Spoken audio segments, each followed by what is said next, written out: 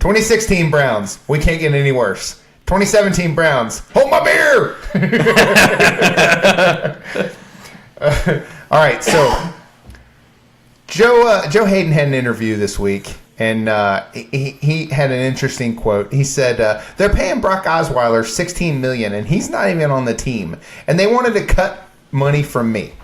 So for people that aren't familiar with the situation, they told him that he's no longer a top 5 cornerback, and he needed to take a pay cut from his $11 million salary.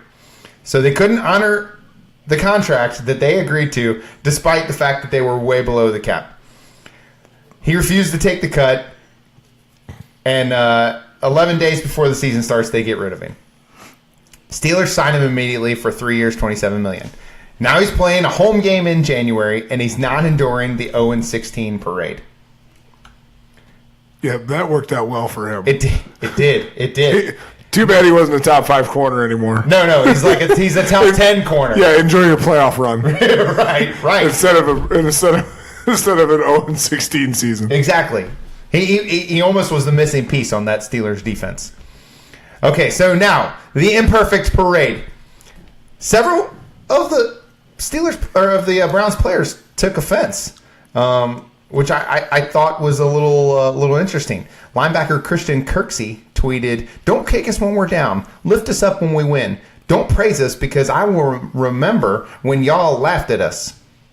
Now, this guy was a team spokesperson for the Browns when they were kneeling for the national anthem.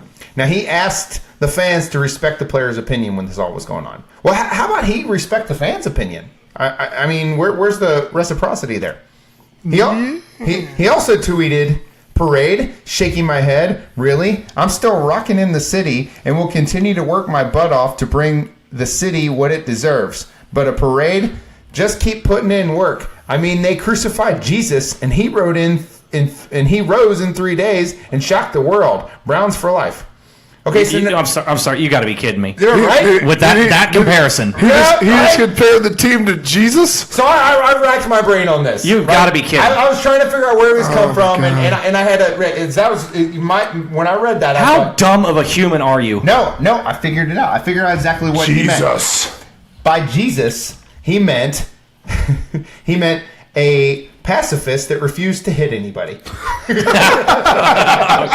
Like their defense. Oh, jeez. So that's next level intuition right there. That had to be what he meant, because that's the only thing that fits. The only thing. Defensive tackle Danny Shelton tweets concerns about players avoiding Cleveland now because of the parade. Like, hey, Danny, a parade isn't the reason that players are avoiding Cleveland. Really, guy? Really? That might have been the bright light in the city that week. Right. It's been a bright light for us. He also, in other tweets, refers to Browns fans in quotes, as in fans. Then you got... Is he high? Right. Does he not realize that the Browns' fans are some of the most loyal fans in football? They have to be the dog pound is some of the most loyal fans in football. Been there. Yes, Clown. they are. Literally been in the dog pound. Clown. Yes, they are. What is this guy talking about? Then you got defensive end Emmanuel Ogba. He tweets, "The parade is a joke. 0-16 is embarrassing enough as a player. What all these babies need to realize is they're getting paid millions of dollars to play a kid's game. They're living the dream. These fans that they're upset with are literally the reason that they don't have to work real jobs. They're the equivalent to a circus sideshow. They perform, and people pay to see that. And people expect them to win some games. If you don't like the parade, do better." Sorry, I lost my spot. The fans are not the problem in Cleveland. Don't get me wrong. There are many, many, many problems in Cleveland. Many. Emphasis. But their fans have endured much more than any fan base should have to. So, with that... This has been your weekly installment of... Cleveland.